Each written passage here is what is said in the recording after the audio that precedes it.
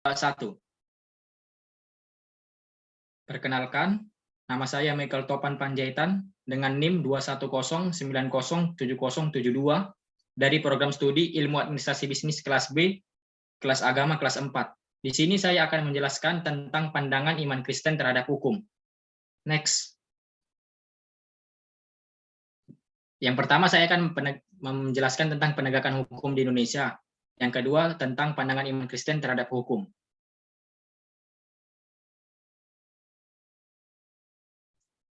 Yang pertama, penegakan hukum di Indonesia. Hukum merupakan perlindungan kepentingan masyarakat yang berbentuk kaidah, aturan, atau norma yang bersifat preventif maupun yang bersifat represif, baik yang tertulis maupun tidak tertulis. Penegakan hukum adalah upaya atau proses supaya norma-norma hukum secara kokoh dan nyata berlaku dalam kehidupan bermasyarakat dan bernegara.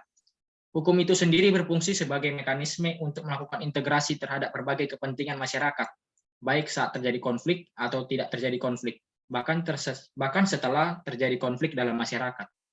Ketertiban dan kedamaian dalam kehidupan bermasyarakat tetap terjaga dan terpelihara. Inilah salah satu aspek penting dari penegakan hukum. Faktor-faktor yang mempengaruhi penegakan hukum adalah yang pertama faktor hukum, yang kedua penegak hukum, yang ketiga sarana atau fasilitas pendukung, yang keempat kebudayaan dan masyarakat. Next. Penegakan hukum di Indonesia merupakan permasalahan yang cukup serius. Kepatuhan masyarakat terhadap hukum yang berlaku sangat memprihatinkan. Persoalan ini dipicu oleh lemahnya penegakan hukum itu sendiri. Banyak orang yang merasa bahwa hukum di negeri ini tajam ke bawah dan tumpul ke atas. Dalam hal ini, seharusnya penegakan hukum tidak pandang pilih dan harus memberikan rasa keadilan bagi semua masyarakat. Next. Jika dilihat dari segi penegakan hukumnya, negara Indonesia bisa dibilang sedang mengalami keterpurukan dikarenakan buruknya kinerja pemerintah. Jika ini terus berlanjut, kepercayaan publik dan masyarakat terhadap penegakan hukum akan merosot. Maka sebaiknya pemerintah segera melakukan perbaikan dalam penegakan hukum di Indonesia, kepercayaan terhadap penegakan hukum di negaranya sendiri.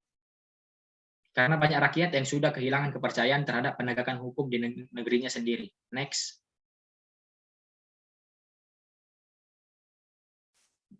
Yang kedua adalah pandangan iman Kristen terhadap hukum. Dalam Perjanjian Lama, kata hukum adalah merupakan terjemahan dari kata Torah yang berasal dari bahasa Ibrani, yang kita kenal sebagai Taurat atau Torat, yang diterjemahkan dalam kitab Mazmur, yang artinya undang-undang. Secara harafiahnya, kata Torah berarti mengajar, menunjukkan. Tuhan Yesus mengajak kita untuk dapat memahami hukum-hukum itu, yakni apa sebenarnya kehendak Allah bagi umatnya. Keprihatinannya terhadap manusia adalah dengan menyimpulkan seluruh isi hukum yang ada di dalam dua hukum, yaitu mengasihi Allah dengan hati dan segenap akal budi, dan mengasihi sesama manusia sama seperti diri sendiri, yang tertulis dalam Matius 22 ayat 3-40 dan Markus 12 ayat 34-38. Next.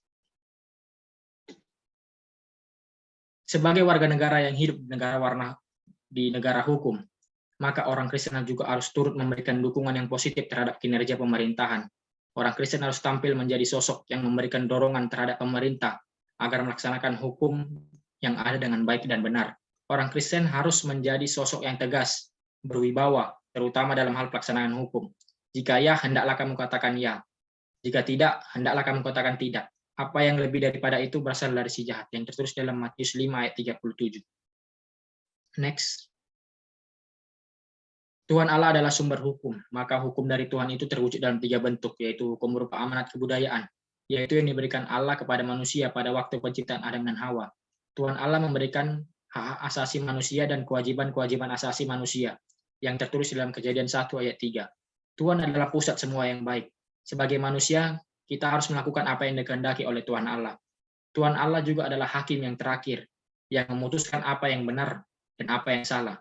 Karena itu, sebagai manusia, tugas pokok kita ialah melakukan apa yang dikehendaki Tuhan Allah. Yang termasuk dalam hukum Tuhan adalah amanat agung, hukum Taurat, dan hukum kasih. Next. Tuhan Yesus mengajak kita untuk dapat memahami hukum-hukum itu, yakni apa sebenarnya kehendak Allah bagi umatnya.